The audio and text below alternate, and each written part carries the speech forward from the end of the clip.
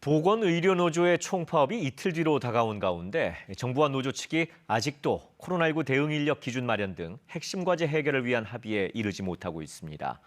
정부는 노조 측에 집단행동 자제를 요청했지만 노조는 자신들의 요구가 관철되지 않으면 총파업이 불가피하다며 정부와 여당의 결단을 촉구했습니다. 서병립 기자가 보도합니다.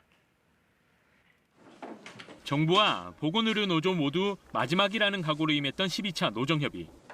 오늘이 마지막 협상이라는 의지를 가지고 저희가 시간에 구애받지 않고 최선을 다해서 하지만 14시간이 넘는 밤샘 토론에도 합의에 이르지 못했고 보건의료노조의 총파업은 점차 가시화되고 있습니다.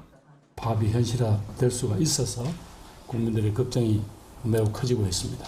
마지막까지도 대화의 끈을 놓치지 않을 것입니다. 노조는 총파업 중단의 선제 조건으로 아직 합의되지 않은 5개 핵심 과제의 해결을 요구하고 있습니다. 우선 간호사 처우 개선을 위한 1인당 환자 수 법제화와 규칙적인 교대 근무제 시행, 코로나19 치료병원의 인력 기준 마련, 생명안전수당의 제도화 등이 요구사항입니다. 또 전국 70개 중진료권마다 공공병원 확충을 위한 세부계획 마련 등도 포함돼 있습니다. 정부는 노조의 요구에 공감한다면서도 재정 상황과 제도 개선에 필요한 시간 등을 고려해야 한다며 노조 측에 집단행동 자제를 거듭 요청했습니다. 파업과 같은 집단행동을 자제하고 대화와 협의로 지금의 상황을 함께 해결하길 요청드립니다. 하지만 노조는 정부가 여전히 어렵다는 얘기만 되풀이한다고 비판하며 정부와 여당의 결단을 촉구했습니다.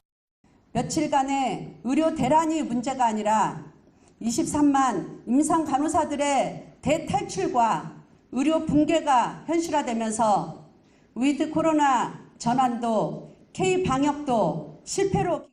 정부는 이견이 있는 부분에 대해 노조와 추가 논의를 하기로 했다면서도 만약의 총파업 가능성에도 대비해 파업에 참여하지 않는 병원을 중심으로 환자를 이송하는 등 국민의 불편이 발생하지 않도록 노력하겠다고 밝혔습니다.